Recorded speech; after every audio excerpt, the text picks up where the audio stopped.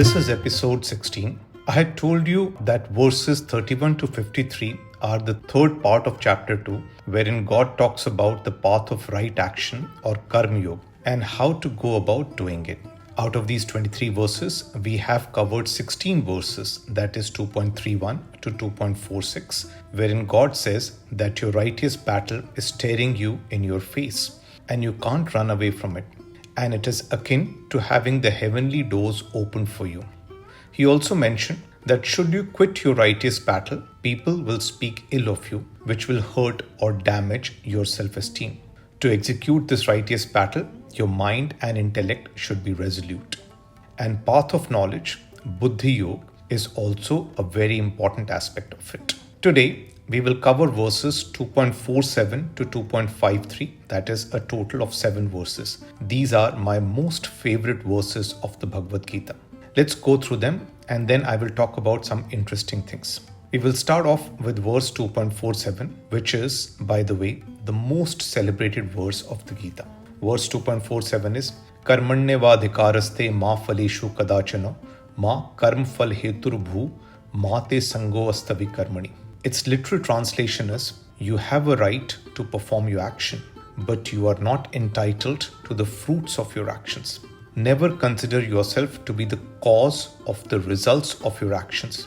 And despite knowing that you alone are not the cause of the fruits of your action, never be attached to inaction. The precise use of words is very important here. That's the beauty of the Gita and this verse. You have a right to action, but not to the fruits of your action.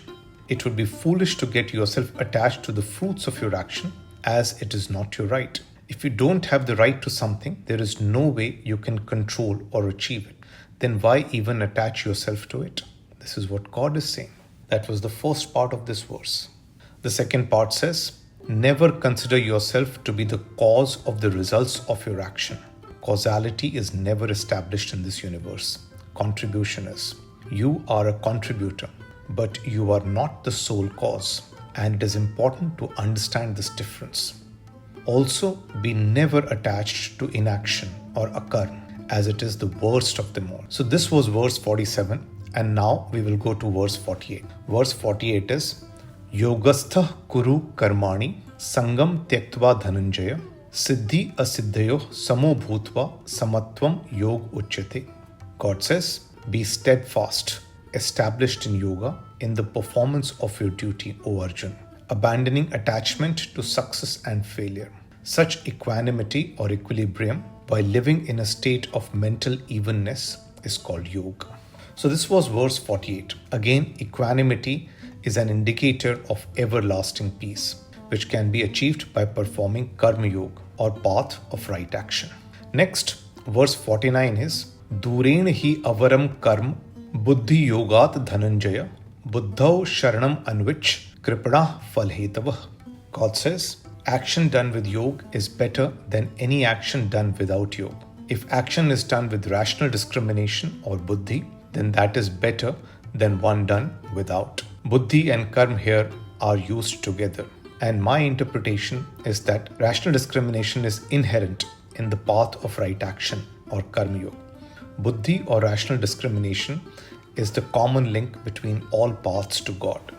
In Jnana Yoga and Karma Yoga, Buddhi or rational discrimination is the common link, and hence action done with Buddhi will always be much better according to God. Next, verse 50 is Buddhi yukto jahati ubhe sukrit dushkrite tasmat yogai yujyasva yoga karmasu kauśhalam.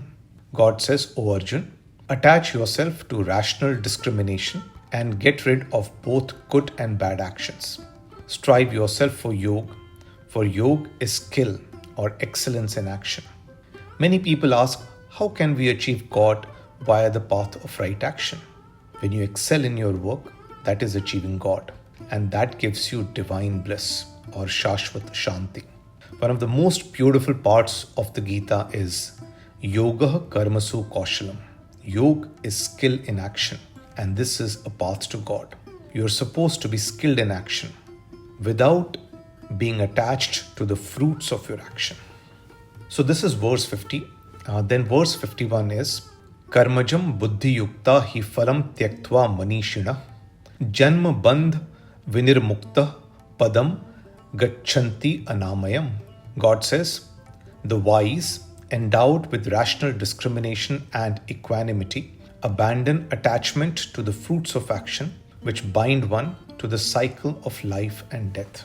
By working in such consciousness, they attain the state beyond all suffering. Then verse 52 is, Yada te moh kalilam buddhi vyatitarishyati tada gantasi nirvedam shrotavyasya shrutasya cha.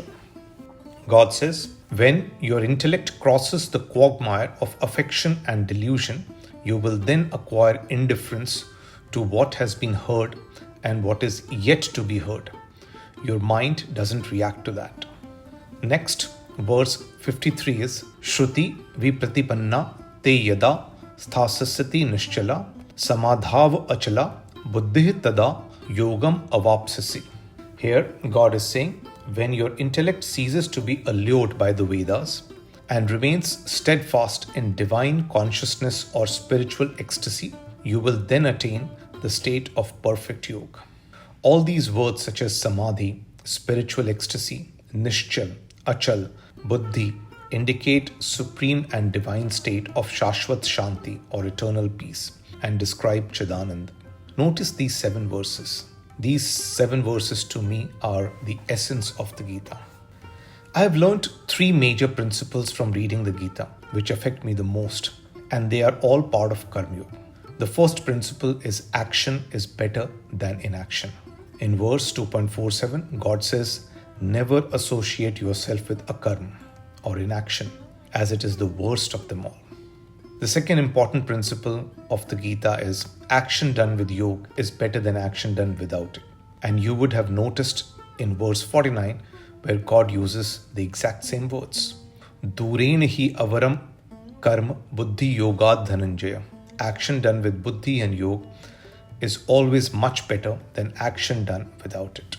Yoga means perseverance, principles, and rational discrimination. And hence, karma done with yoga is better than karma done without yoga. The third principle of the Gita is that by following these 2 principles, you will achieve Shashwat Shanti or eternal bliss in this birth. Verses 52 and 53 describe that stage, and that is why I find this part as my most favorite part of the Gita. Given that these verses are the essence of the Gita, I would request all of you to take some time and read verses 2.47 to 2.53. There is great learning attached to these verses. Again, it is important to understand these verses from the aspect of karma, which shouldn't be done just for the sake of it. There is an objective attached to it. For example, winning the righteous battle. A lot of people talk about nihsang karma or action without attachment, or nishfal karma, action without wish for fruits. But there is no mention ever of niruddesha karma, action without objective. Action cannot be without objective. Also, it is never mentioned that there should be kauśhalam karma or action without skill or excellence. God says, yogaḥ karmasu kauśhalam. You have to be skilled in what you do. Similarly, nirbuddhi karma or action without rational discrimination isn't talked about. You have to act with rational discrimination. Also, never is it said nihiyatan karma or action without striving and perseverance. You cannot act without striving, struggling, or perseverance. The most common words used by God in the Gita is yatan, yatati. So action without perseverance doesn't mean anything. Everybody says, do nishkam karma. It doesn't matter at all. I think that's a very simplistic interpretation and doesn't make any sense to me. Karma should have objective or uddesha, skill or kauśhalam, perseverance or yatan, rational discrimination or buddhi. You have no right to the fruits of your action and hence do not attach yourself to those. Also, while doing karma, keep your mind steadfast and even. Go beyond these senses that give you feelings of joy, suffering, victory, defeat, profit, and loss. Anyone having these feelings is stuck in the waverings of these emotions, since each of these emotions has a birth and a death and is ephemeral. Given that these are ephemeral, they cannot give one everlasting peace. and that is the core of Karma Yoga. Another point to remember is that you are a contributor, not the sole cause in the event that your action bears fruits of. Only contribution is established, causality is not. These are another set of important things to realize about these verses. Now, I don't know how many of you know that the motto of the Indian Administrative Service IAS is yogaḥ karmasu kauśhalam. I'm not sure how many people in the IAS remember this. This phrase has been stuck in my mind since the time I joined the IAS. However, I understood the meaning of it many years later. Yoga is skill in action, which means skill in action is a path to yoga, and therefore skill in action is a path to God. I'll give you 3 examples of how skilled people see this. You would have heard of Pandit Ravi Shankar, who was one of the best exponents of the sitar.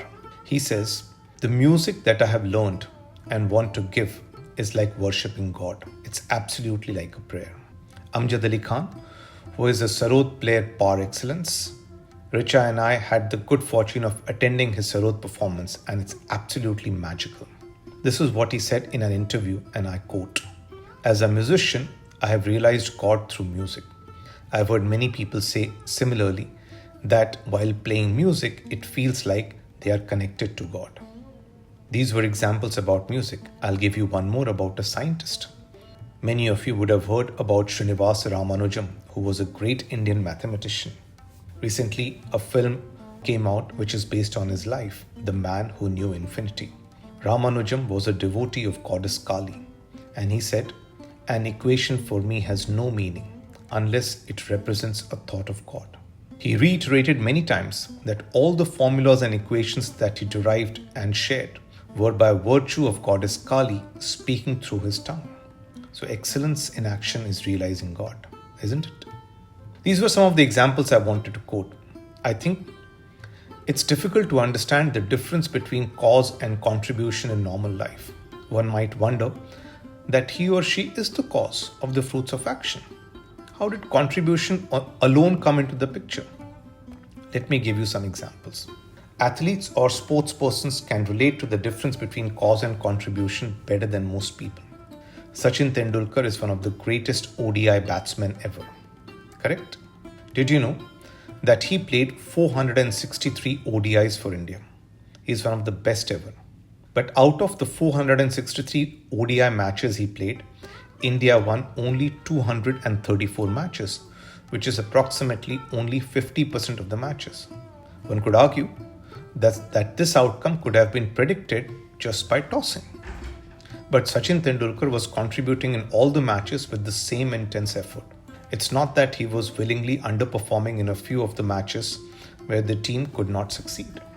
So his contribution was the same, but the result was different as he could only win 50% of the matches he played in.